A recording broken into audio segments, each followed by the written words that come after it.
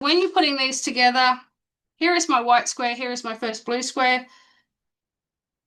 Line them up, stitch down the side, but as you're putting them under your machine, lower your needle into it, start stitching. When you get to this end, don't just let it go. As you're stitching, use something like a stiletto or your unpicker to guide that last little bit through, because you know how you're stitching all the way down here, then you let it go here, because you have to, otherwise you're going to stitch your fingers and it goes all wonky donkey. Instead of that, just guide it through with an unpicker and it will actually stitch perfectly straight. I see people stitching all the way down, stitching, and then all of a sudden it goes meh or meh. Just hang on to it with an unpicker, a stiletto, or something like that, and it makes a big difference.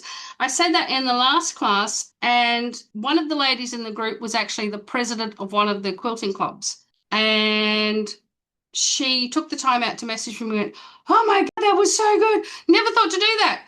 It's just, I do stuff every day and take it for granted that everybody knows it. And it's only when someone else says, "Oh, I don't do that," or "How do you do this?" that it makes a difference.